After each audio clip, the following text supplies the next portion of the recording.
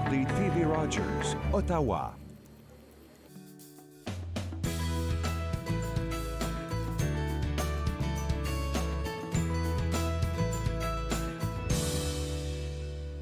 Bonjour et bienvenue à Entre nous, exclusivement sur les ondes de TV Rogers. Je suis Claude Andrea Boni. Je me ferai un réel plaisir de passer la prochaine heure avec vous. Je suis très heureuse ce matin parce qu'on aura une émission assez chargée et intéressante. Je vais discuter avec Karine Toupin-Eprol, chercheure à l'ISM, donc l'Institut du savoir Montfort, à propos de la carte d'option en arthrite juvénile. Elle travaille sur ça dans le cadre de sa chaire. On va avoir plus d'informations tantôt si vous restez connectés. Je vais aussi poser des questions à M. Clément Yelou de Statistique Canada à propos de l'inflation des prix à la consommation.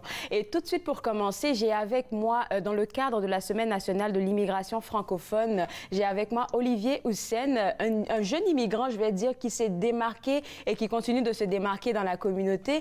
Et tout de suite pour commencer, Olivier, ma première question serait de savoir qu'est-ce qui t'a amené au Canada? Je sais que tu as immigré depuis longtemps, mais qu'est-ce qui t'a amené ici? Bonjour Madame Boni. Donc tout d'abord, je tiens à vous remercier pour l'invitation ainsi qu'à toute l'équipe de Rogers TV Ottawa. Donc moi, ce qui m'a poussé ici, je suis venu tout d'abord à l'âge de 12 ans avec ma famille, donc avec ma mère en particulier. Nous sommes venus ici comme immigrants francophones, mais en particulier comme réfugiés. Okay. Et pour moi, ça a été réfugié immigrant parce qu'on vient d'un pays francophone.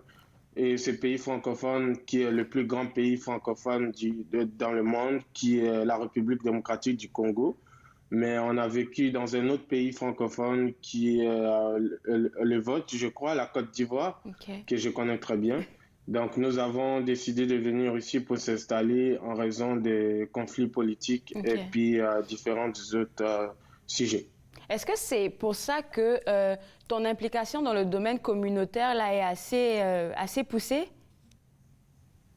Oui, je dirais que j'ai commencé à m'impliquer ici, à m'engager dès lors de mon jeune âge. Mm-hmm. Donc, à l'âge de 12 ans, je suis venu, j'ai essayé de m'intégrer. Donc, à partir de 14 ans, toutes les choses ont commencé à commencer. Donc, c'est-à-dire commencer l'implication communautaire à travers, ça a commencé à l'école.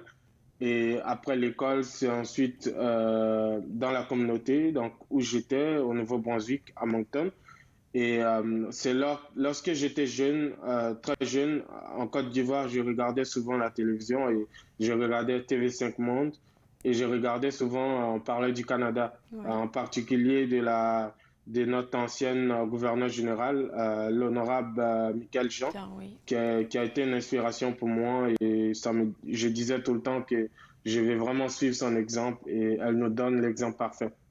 C'est excellent, qu'est-ce que tu es en train de dire là, parce que c'est une femme qui inspire, je pense, surtout en particulier, oui, les hommes, mais en particulier les femmes, je vais parler pour nous, les femmes, là, qui nous inspirent également. Et quand tu parles de ton engagement communautaire, il faut voir aussi que tu as fait beaucoup de bénévolat.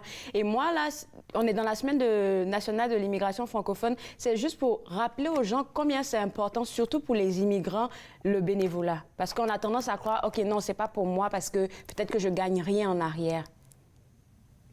Oui, le bénévolat, donc c'est vraiment bénéfique. Ouais. Je le dis tout le temps à mes amis, je le dis tout le temps aux nouveaux arrivants, aux personnes que je rencontre issues des minorités visibles comme nos jeunes Canadiens.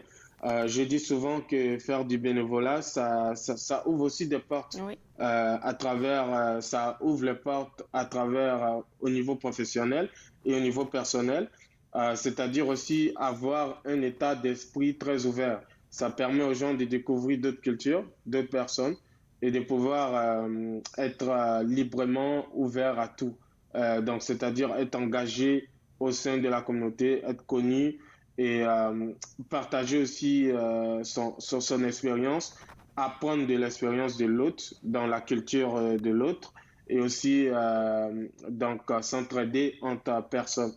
Le bénévolat est bénéfique sur tous les plans, comme je l'ai dit, personnel comme professionnel. Et j'invite tout le temps les gens à faire du bénévolat.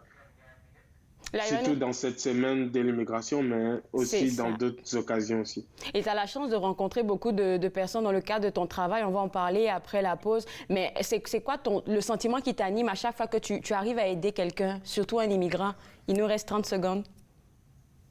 Oui, c'est un sentiment de fierté, un sentiment d'amour aussi envers l'autre, envers une autre personne qui arrive et de pouvoir l'aider dans dans son intégration. J'ai été très surprise, Olivier, de voir dans ton parcours que tu as été lauréat du prix Canada 150. Ça, c'est un prix qui n'est pas donné à tout le monde, surtout pour ton engagement communautaire. Je pense que c'est de ça qu'on va parler après la pause, mais aussi de ton travail en tant qu'agent de communication à la Maison de la Francophonie. Et c'est pour ça que tu es sur l'émission aujourd'hui. On va avoir plus d'informations. Alors, je vous garde avec moi. Vous regardez Entre nous, exclusivement sur les ondes de TV Rogers.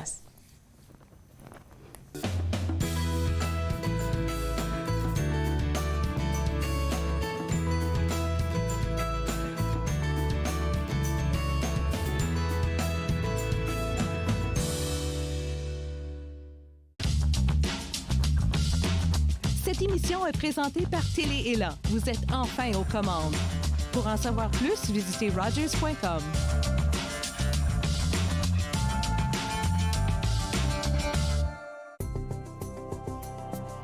Il est question de partage et d'entraide,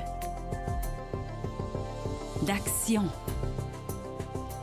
et d'appartenance, de profiter pleinement de la vie et de rire aux éclats.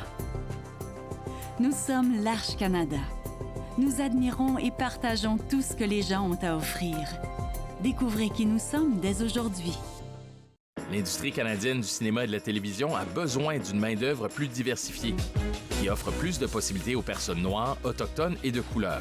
Embaucherdiversité.com est là pour ça. Que vous soyez débutant ou expérimenté dans le métier ou à la recherche de talent, Embaucherdiversité.com vous connecte avec les bonnes personnes, du scénario au développement et de la production à la commercialisation en passant par la distribution. Embaucherdiversité.com, ensemble pour une industrie plus forte.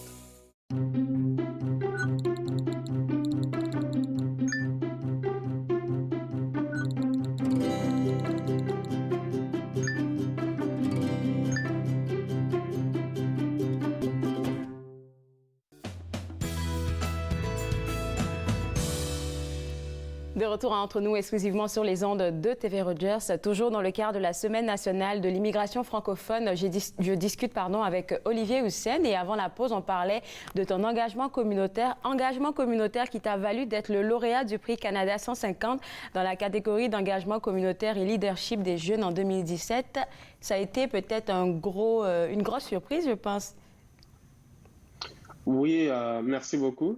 Ça a été une grande surprise pour moi, mais j'étais aussi très ému, très heureux de pouvoir recevoir ce prix de la part de notre députée, donc l'honorable Ginette Petitpas-Taylor, qui est aujourd'hui la ministre des langues officielles du Canada, qui est aussi, je suis un des anciens employés aussi, donc c'est-à-dire mon ancienne patronne, comme j'ai été adjoint exécutif à son bureau de circonscription à Moncton.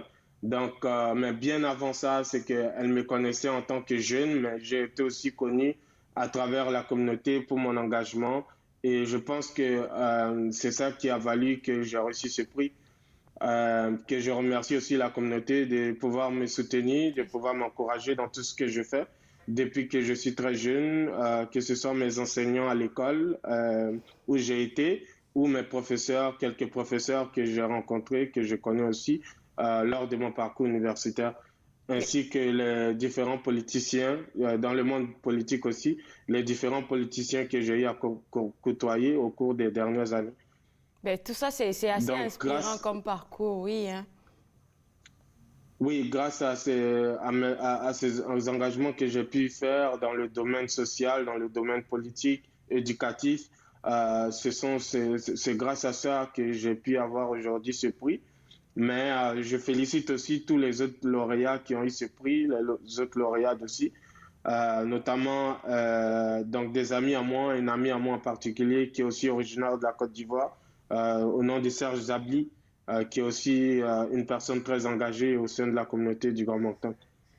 Tu as mentionné tantôt les différents enjeux qui viennent te chercher, toi, parce que j'ai pu le voir dans ta description et tout, de tout ce que tu fais. La francophonie canadienne et internationale, c'est quelque chose qui t'intéresse beaucoup, ça c'est vrai, mais tu as dit quelque chose, tu as parlé de l'immigration, et là on en a parlé un peu en privé, le fait que on voit maintenant de plus en plus des femmes qui prennent les devants en politique. Apparemment, c'est quelque chose qui te fait plaisir, parce que c'est un enjeu qui te touche particulièrement, la politique.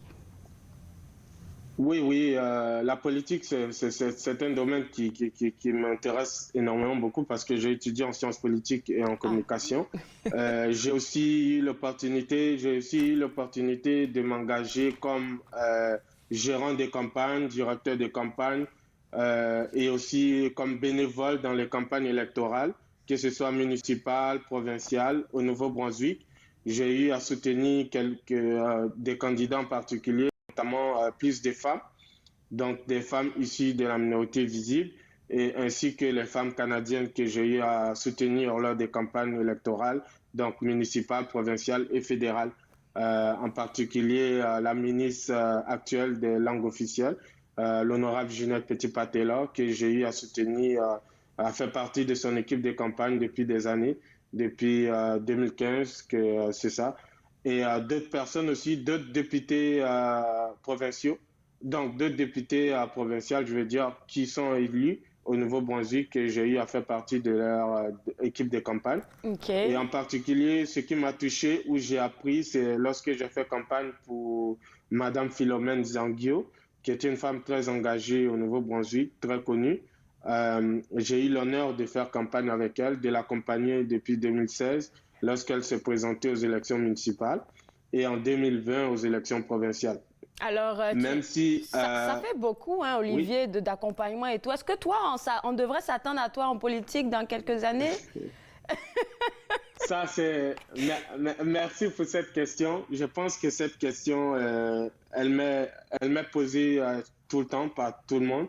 Si je suis engagé, même quand je suis venu à Ottawa, j'ai déménagé ici à Ottawa, en Ontario, beaucoup de gens étaient surpris pourquoi j'ai quitté le Nouveau-Brunswick pour venir en Ontario. Et je me pose encore des questions. Je suis encore très jeune. La politique, c'est quelque chose de bien, mais peut-être que le temps nous le dira. On verra bien. Moi, j'encourage tout le temps des gens issus des minorités visibles, en particulier les femmes, les jeunes. Mais en ce qui me concerne, moi, comme je dis, le temps nous le dira. Et si l'opportunité s'offre à moi, peut-être que dans les prochaines années, on verra bien ce que l'avenir nous le dira. Parfait, parfait. Donc, c'est ça. C'est ce que je peux dire à ça. C'est ça. Mais peut-être qu'un jour, on verra mon nom sur le bulletin de vote. Mais on s'attend à ça, vu que tu as beaucoup traîné autour des gens de la politique, là. Peut-être que c'est quelque chose qui va se peaufiner avec le temps. Écoute, tu as mentionné plusieurs fois ton implication au Nouveau-Brunswick. Tu es vraiment un fier Canadien de là-bas. Qu'est-ce qui t'a amené à Ottawa? Tu as dit tantôt, tu sais pas trop, mais là, tu es agent de communication à la Maison de la francophonie. Est-ce que c'est à cause du travail que tu es arrivé et tout, tu as juste dit, il faut que je sorte un peu de mon coin pour venir voir qu'est-ce qui se passe dans notre belle région? Merci pour la question. Tout d'abord, je veux préciser que je suis agent des partenariats, de coordination des partenariats des services à la communauté, mais je m'occupe aussi des communications avec mes autres collègues. Ce qui m'a poussé à venir à Ottawa, je dirais, c'est deux choses. C'est de découvrir un peu plus la capitale nationale que j'aimais beaucoup. Je suis venu à plusieurs reprises quand j'étais au Nouveau-Brunswick. Je dirais à 3 reprises que je suis venu à Ottawa. Ottawa m'a beaucoup plu parce que c'est aussi la capitale nationale du Canada, mais c'est aussi une capitale diversifiée, une capitale aussi que je voulais apprendre à découvrir plus. Je dirais que aussi le travail m'a beaucoup poussé à venir ici, de pouvoir apprendre d'autres communautés francophones d'ici, d'apprendre davantage sur la communauté francophone de l'Ontario, mais aussi au niveau des études aussi pour pouvoir faire la maîtrise à l'Université d'Ottawa. en développement international. Super. Et puis, ce sont ces deux choses qui m'ont poussé à venir ici à Ottawa. Mais c'est certain que ma communauté du Nouveau-Brunswick me manque. Mais j'y vais souvent parce que j'ai encore de la famille. Et j'ai été cet été au Nouveau-Brunswick, probablement peut-être pour les fêtes de Noël, Super. pour pouvoir voir des amis et la famille. Mais Ottawa, c'est vraiment une belle ville que j'adore. Puis je ferai peut-être le move, je ferai peut-être le changement peut-être dans la ville d'à côté, Gatineau, comme certains jeunes aussi le font. Quand ils arrivent à Ottawa, ils travaillent à Ottawa, mais ils résident à Gatineau. Mais on verra bien Super. comment se passent les choses. Merci beaucoup, Olivier. Super beau parcours à partager. Félicitations pour toutes tes actions dans la communauté. Et puis, bonne semaine de l'immigration à toi. Au revoir. Merci beaucoup pour l'invitation et puis bonne semaine à vous. Alors, pour avoir accès à Olivier, pourquoi pas, qui est agent de communication à la Maison de la Francophonie, ça sera au www.cmfo.ca. On va prendre une pause et juste après la pause, j'espère que vous allez rester connectés avec moi parce qu'un expert de Statistique Canada, M. Clément Yelou, va répondre à mes questions à propos de l'inflation des prix à la consommation. Vous regardez Entre nous, exclusivement sur les ondes de TV Rogers.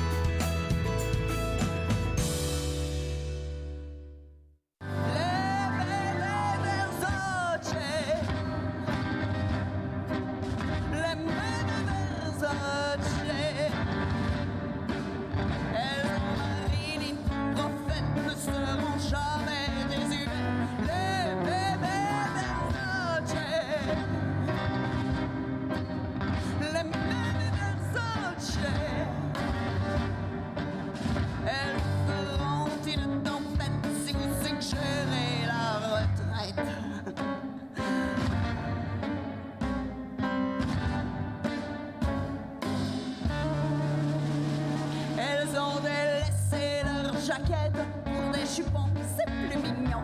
Elles sont loin de maigrelettes, ces vieilles greluches en mission. La haute couture est en vedette dans leur tiroir rempli de dettes. Et les corsets sont légion, taille de guêpe pour faux bourdons.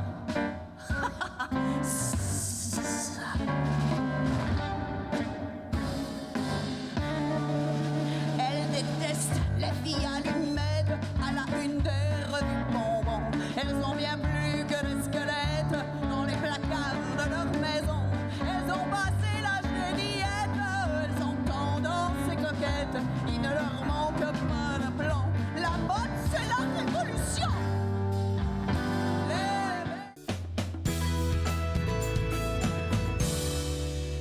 De retour entre nous exclusivement sur les ondes de TV Rogers. Tout comme moi, je suis sûre que l'inflation des prix à la consommation vous concerne et vous irrite quelque peu. J'ai avec moi M. Clément Yelou de Statistique Canada. Et M. Yelou, j'ai envie de demander, c'est quoi votre rôle avant qu'on puisse rentrer dans notre sujet?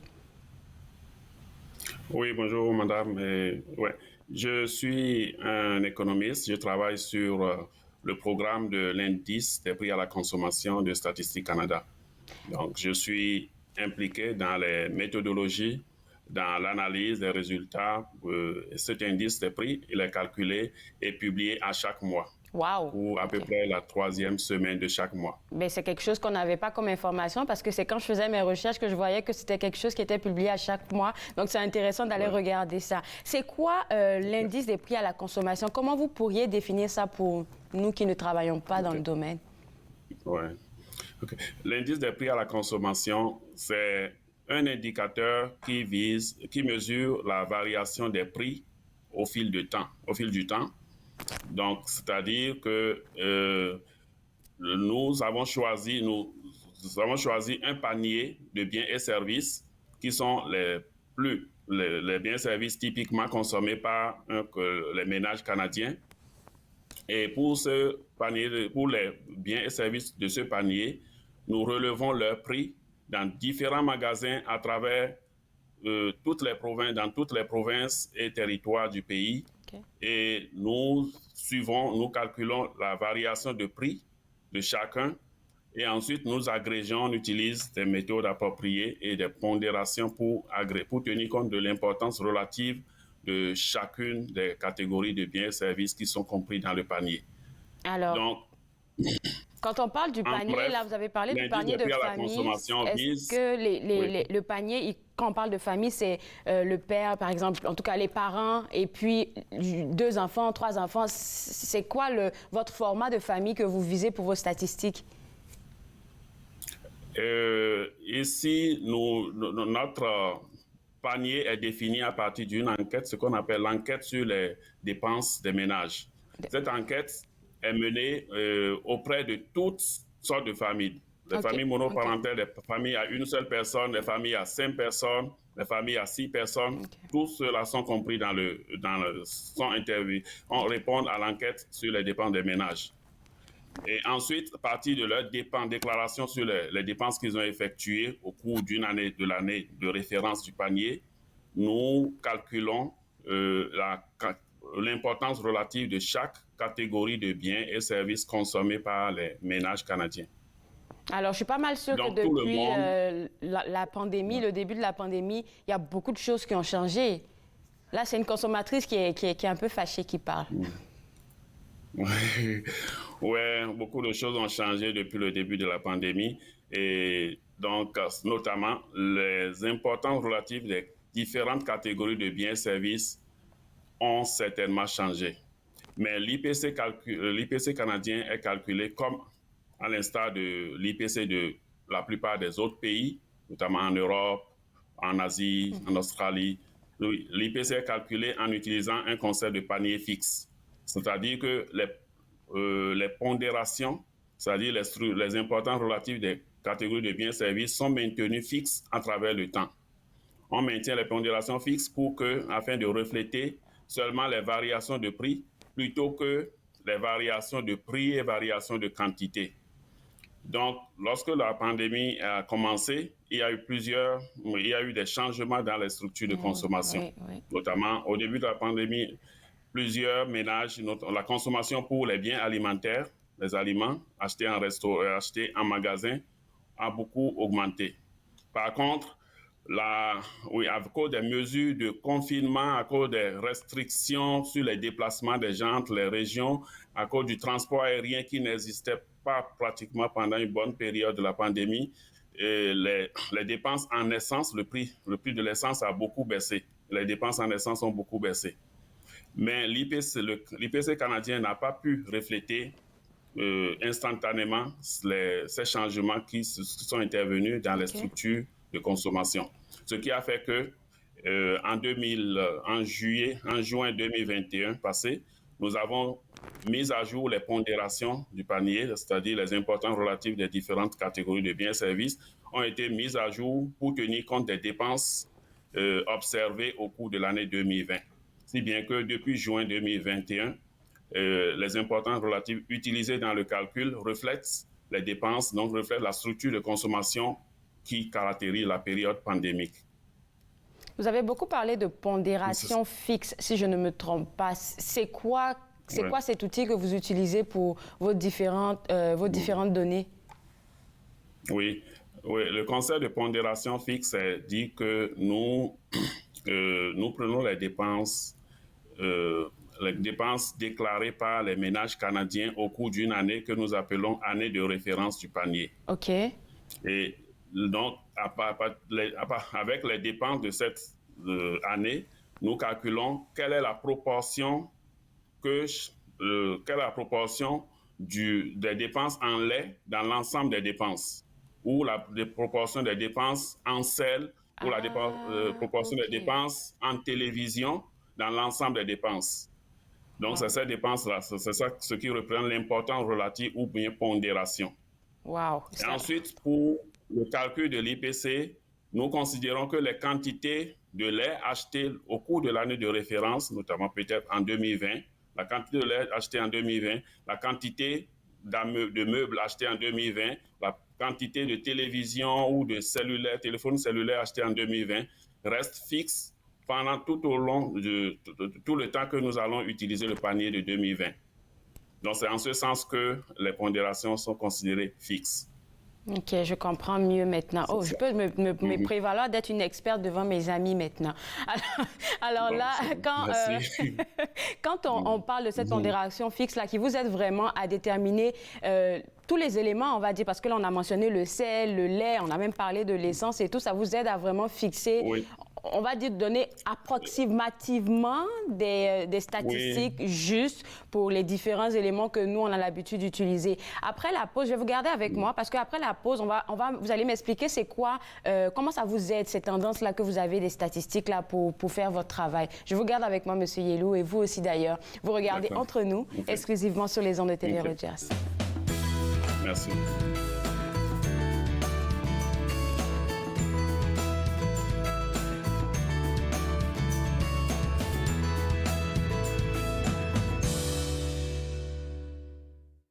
Elle a marché vers des chemins, moi son beau, elle sait où elle s'en va. Elle a l'envie de regarder derrière, elle a mis de côté toute sa misère, où elle sait où elle s'en va. Les jours qui semblent pareils s'envolent en un instant. Les pensées qui nous réveillent nous empêchent d'aller devant. Elle se souvient d'avoir compté les heures. Elle se souvient d'avoir connu la peur. Elle oubliera ses torts. Elle restera plus forte. Elle sait. Parfois elle ferme les yeux pour regarder la vie qu'elle sait toujours imaginer. Elle se souvient d'avoir compté.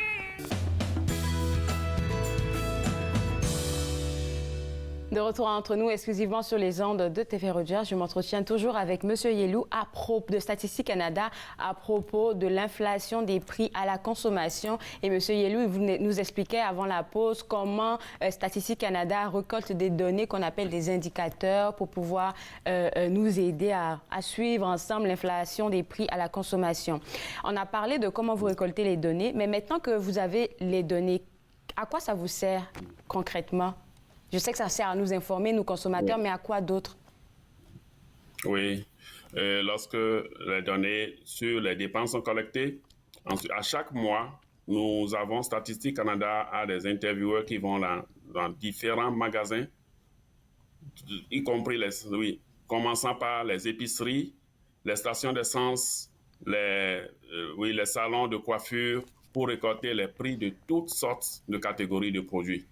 Et ces prix sont suivis. Ce que nous faisons, nous observons le prix de exactement le même produit le prix du même produit est suivi dans le temps, afin de s'assurer que nous mesurons la variation de prix pour exactement le même produit, c'est-à-dire qu'il n'y a pas les hausses de prix attribuables aux différences de qualité n'influencent pas le calcul que nous faisons. Et ainsi donc, pour chaque produit, la variation de prix est mesurée. Et ensuite, les variations de prix des différents produits sont agrégées ensemble en tenant compte des importances relatives de chaque bien, de chaque catégorie de produits. Comme ça, nous obtenons ce qu'on appelle la série d'indices des prix à la consommation. Donc, comme j'ai dit tout à l'heure, à chaque mois, l'indice est publié à chaque mois, le 3e mercredi de chaque mois. Et ce que nous faisons, les indicateurs, pour analyser le résultat, on se réfère généralement à la variation sur 12 mois. C'est-à-dire, je suis en septembre 2021, je m'intéresse à comment est-ce que les prix de la viande de porc ont augmenté entre septembre 2020 et septembre 2021. Ou bien, la même question pour les aliments achetés en magasin, ou bien la même question pour le même calcul pour les vêtements ou chaussures. Ça, c'est Et cela nous permet de fournir aux consommateurs des indications sur comment leur pouvoir d'achat est affecté au fil du temps. Cet indicateur est utilisé par plusieurs syndicats ou plusieurs employeurs pour indexer les contrats, pour s'assurer que le pouvoir d'achat des travailleurs demeure le même, ne change pas, n'est pas impacté par la hausse des prix des produits qu'ils achètent avec leurs revenus. Donc, au cours des dernières semaines ou des dernières années, depuis le début de la pandémie, on a constaté qu'il y a quelques catégories de produits qui refont surface. Exactement ma question qui allait venir, parce qu'on veut savoir c'est quoi la tendance récente, là, peut-être de la dernière année 2020 à aujourd'hui, les tendances là, des aliments qui ont vraiment grimpé et qui n'arrêtent pas de grimper. Je sais que j'ai une idée là pour le poulet, par exemple. OK. Oui. Il y a quelques catégories de produits qui se font surface, comme je disais. Les aliments, les services de voyage, la demande pour le logement, ainsi que, la demande pour le logement. Concernant les aliments, qu'est-ce qu'on peut dire? Les aliments et le prix de l'essence aussi. Concernant les aliments, depuis le début de la pandémie, il y a eu beaucoup de ménages craignaient l'incertitude et beaucoup se sont précipités dans les épiceries pour faire des provisions pour plusieurs semaines. Cela a conduit à une forte demande de produits alimentaires, et si bien que les prix ont augmenté au début de la pandémie. Aussi, le fait que les gens travaillaient de la maison, les enfants n'allaient pas à l'école, ont cessé l'école à cause des restrictions des mesures de santé publique. Donc, tout ça a fait que les gens étaient plus amenés à s'alimenter. Cela a mis une pression sur les prix des aliments.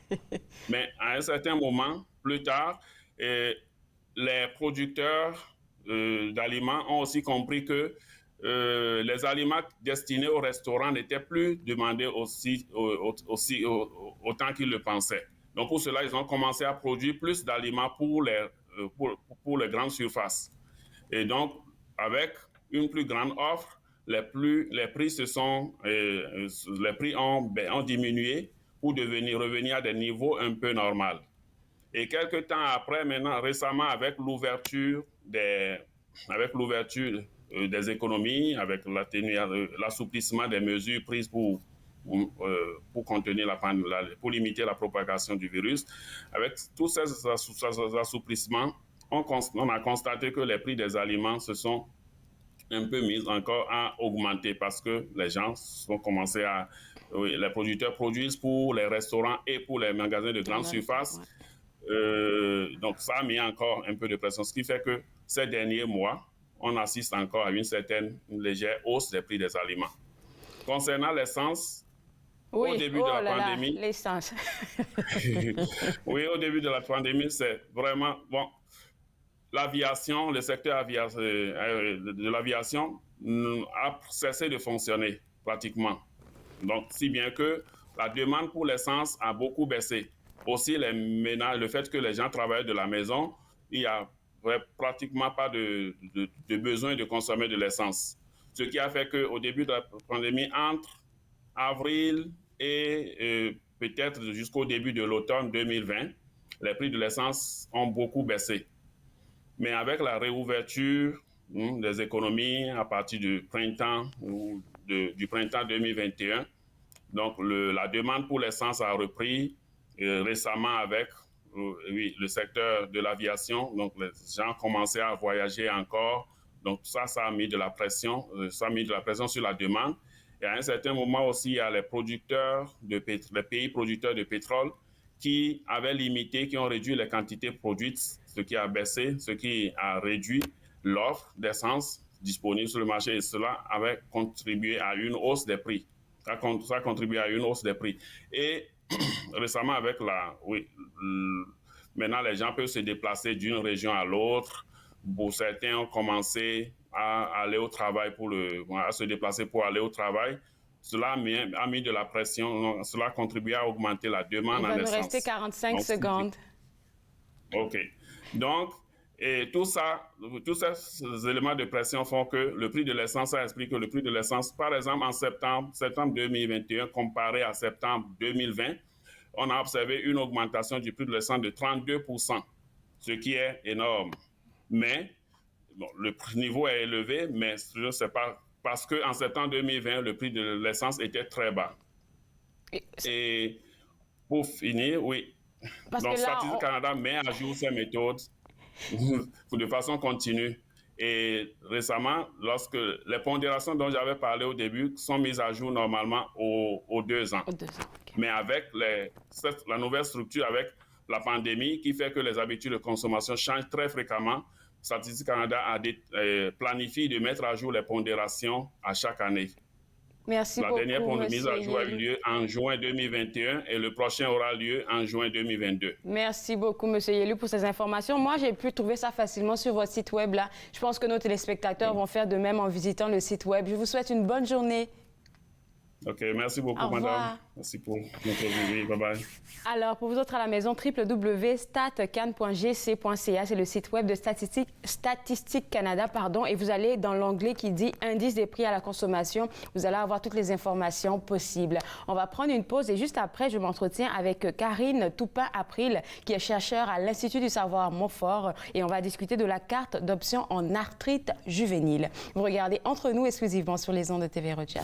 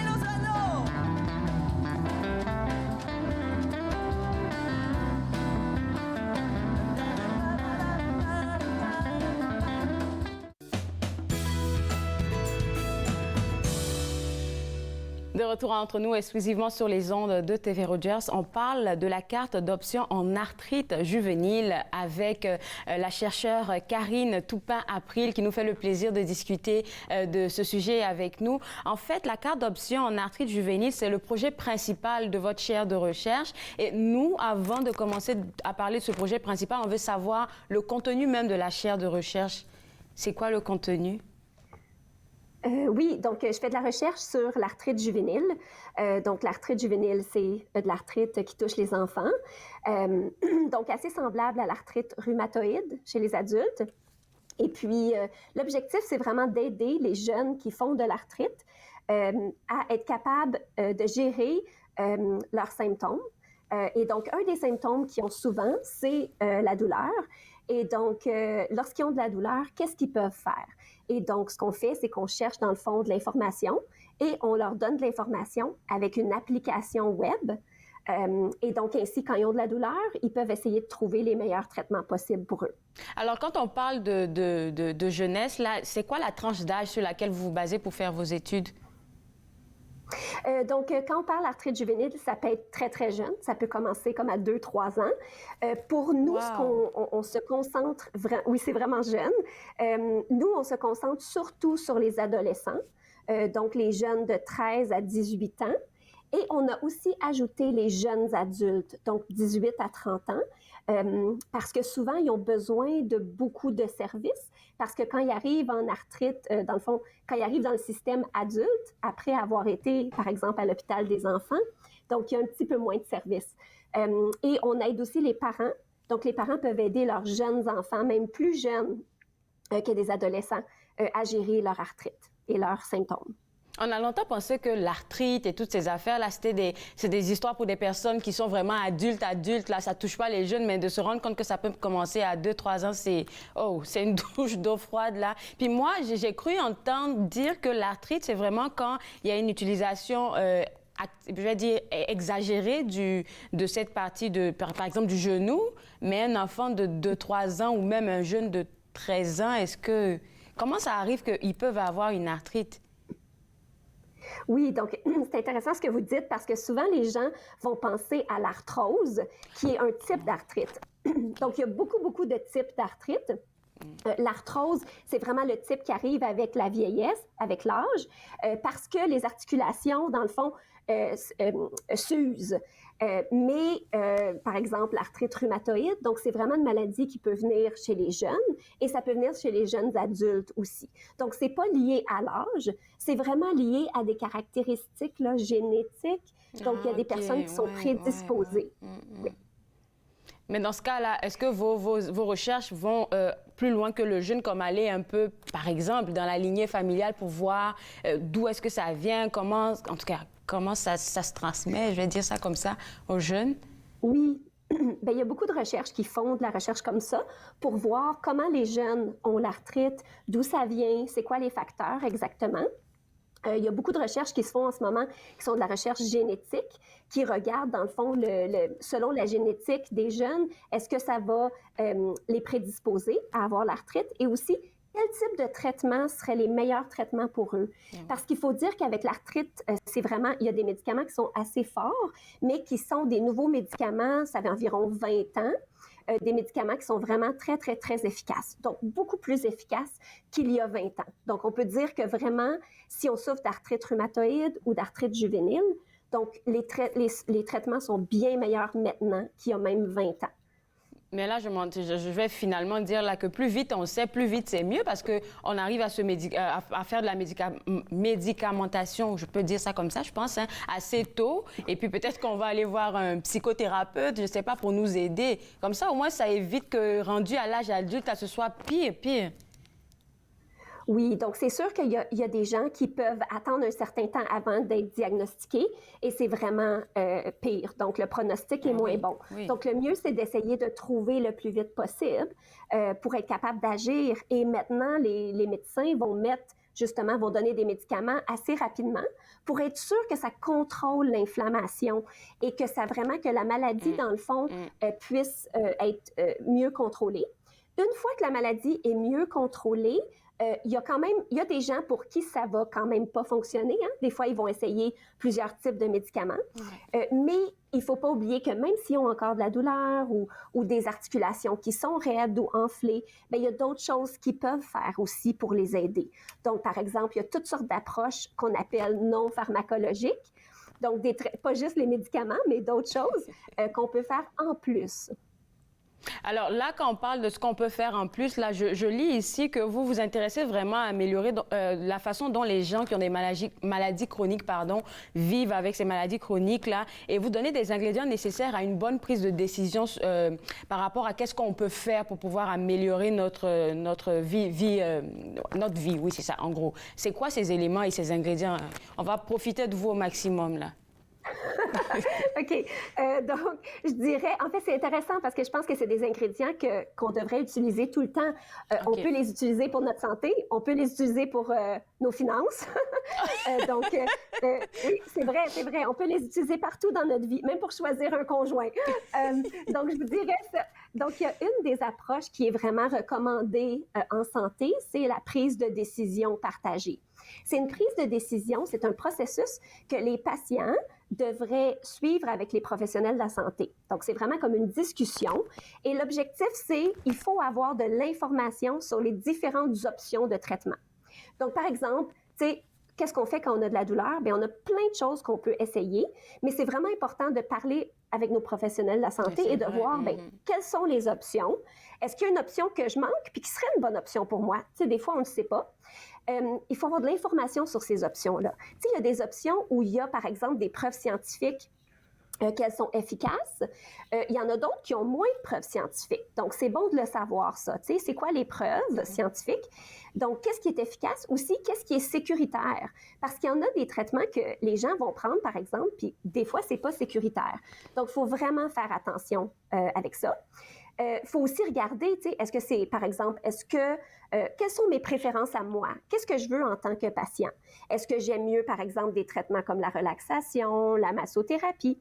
Ou est-ce que je me dis, non, moi, je vais prendre, par exemple, quand j'ai de la douleur, je vais prendre, par exemple, une acétaminophène. Puis, tu sais, c'est comme ça dépend un peu de nos préférences, hein? Ça dépend de ce qu'on veut. Donc, je dirais que avoir l'information sur toutes les options, sur est-ce qu'ils sont efficaces, est-ce qu'ils sont sécuritaires, aussi comment est-ce qu'on les prend? Est-ce que c'est des médicaments ou des piqûres ou tu sais, il y a toutes sortes de façons de prendre des traitements. Et ensuite de ça, regarder ce qui est important pour nous, puis ce qu'on valorise le plus. Donc, est-ce que pour moi, je veux éviter certains effets secondaires? Ou, non, pour moi, c'est pas grave. Je veux juste aller comme le plus vite avec telle chose. Donc, ça dépend vraiment. Chaque personne est unique. Et puis, de discuter de ça avec les professionnels de la santé, c'est souvent la meilleure façon d'arriver à la meilleure option pour nous, personnellement. En tout cas, Karine, je vous garde avec moi parce qu'après la pause, on va parler de la carte d'option en arthrite juvénile qui est le projet principal de votre chaire de recherche. Vous regardez Entre nous, exclusivement sur les ondes de TV Rogers.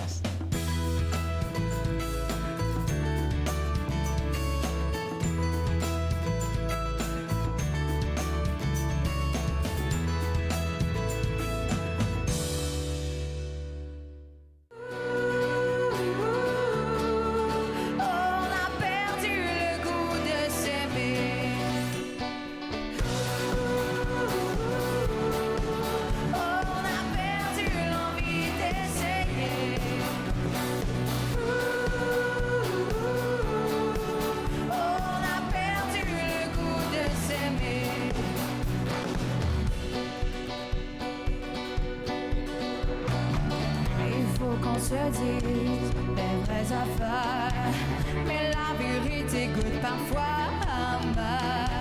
Et plus on y pense, plus on a peur. On se cache même plus pour aller voir ailleurs.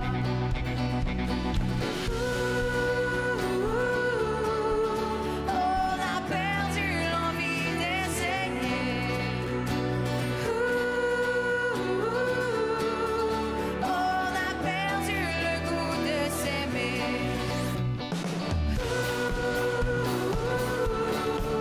On a perdu l'envie d'essayer. On a perdu le goût de s'aimer.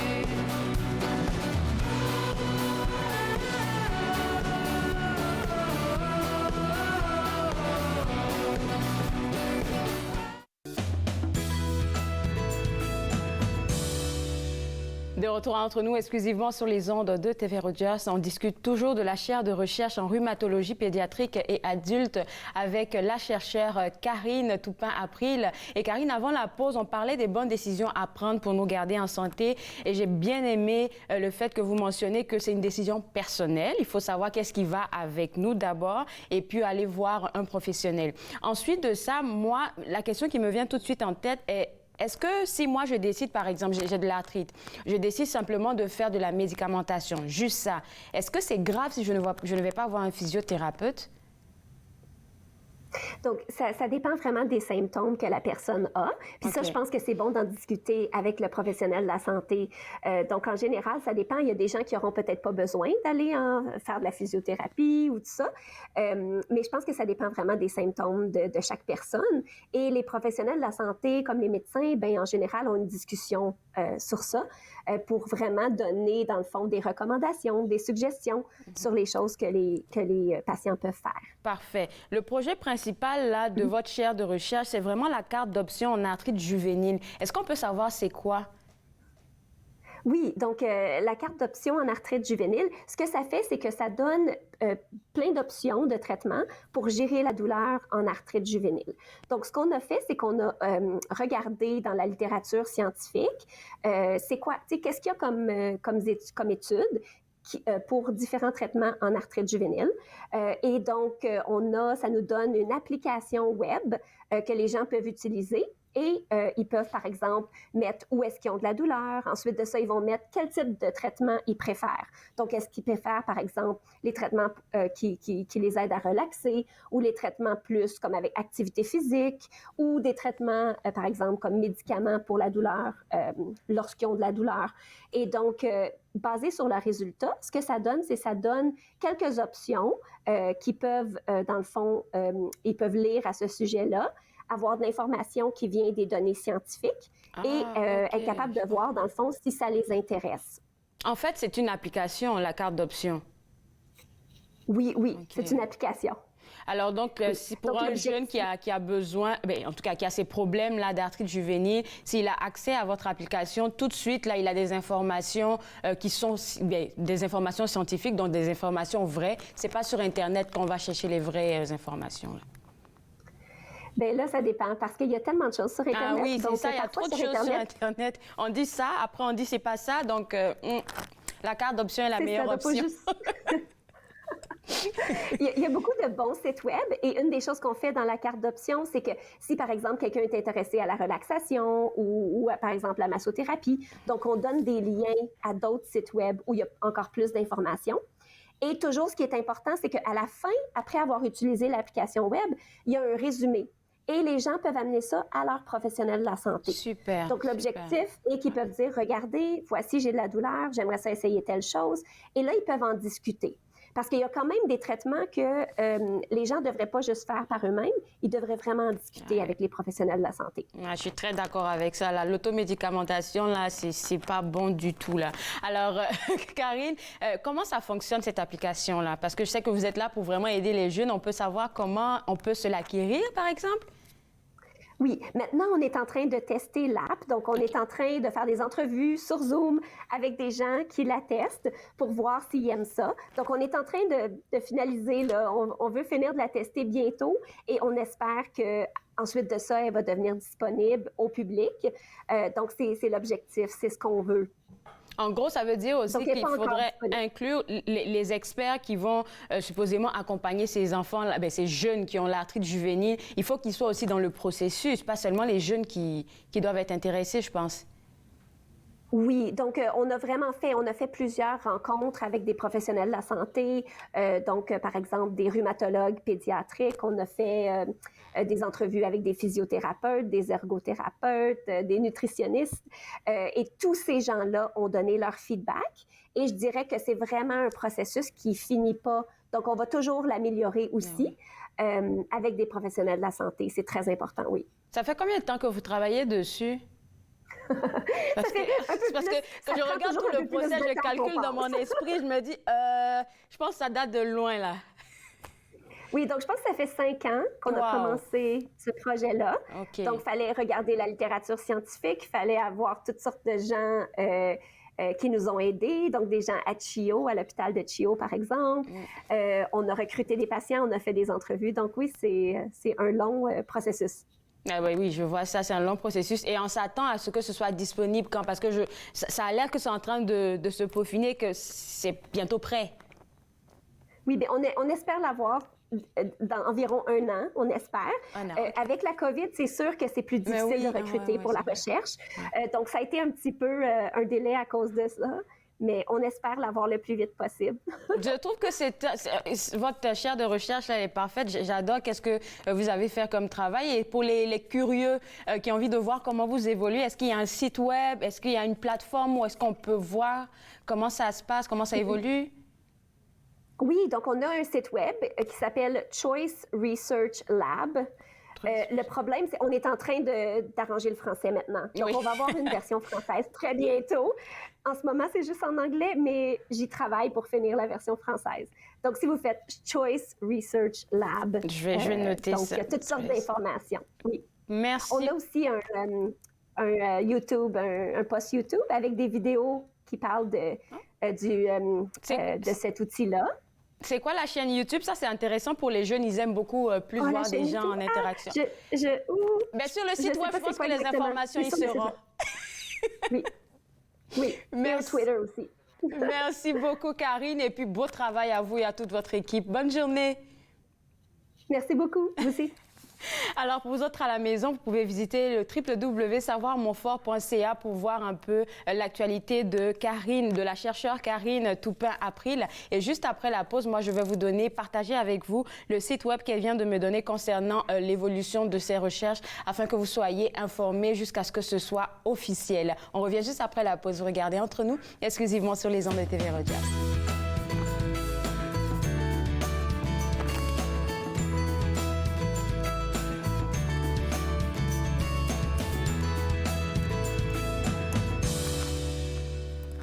Ce ne sont pas les plateaux lourds ou le rythme rapide qui rendent la tâche difficile.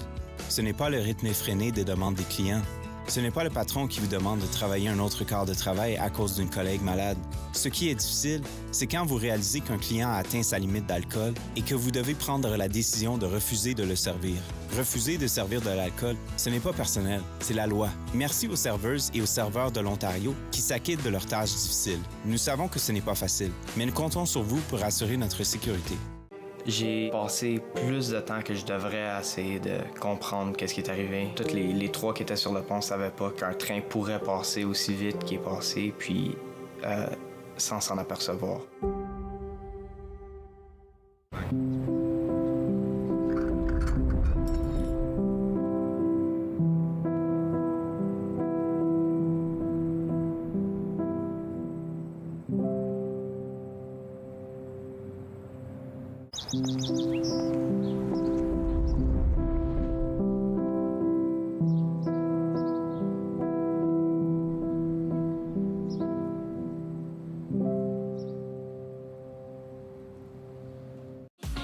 Cette semaine, à Nathan Parle, je reçois Caroline Rochon. Elle est conférencière, formatrice, organisatrice professionnelle et coach en succès. Nathan Parle, mercredi 20h sur TV Rogers.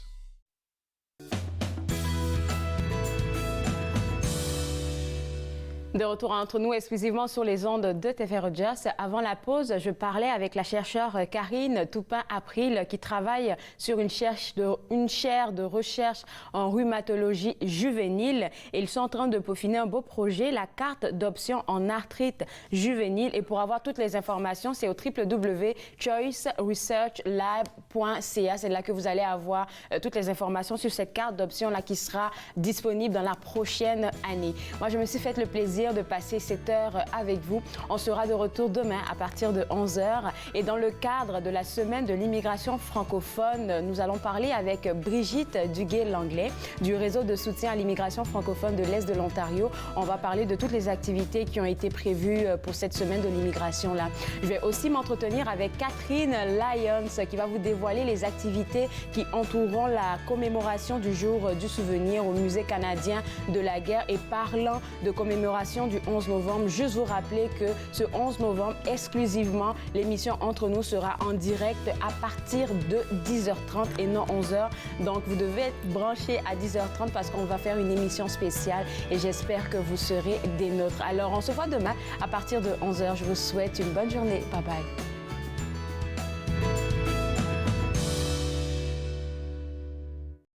Faites-nous part de vos commentaires en composant le 613-521-2323 par courriel sur Facebook et Twitter.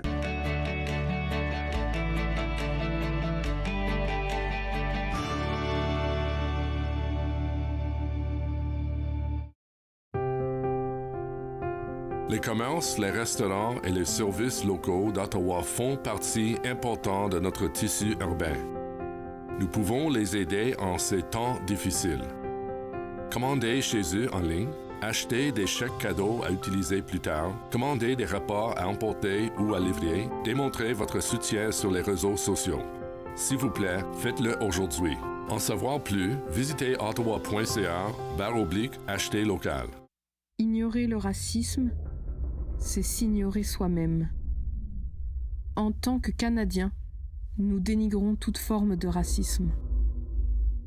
En prônant l'acceptation culturelle, nous choisissons l'inclusion, promouvons l'égalité et célébrons la diversité.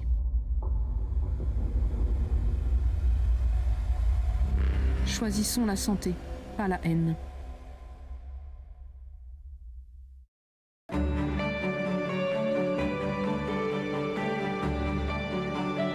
Vous regardez TV Rogers.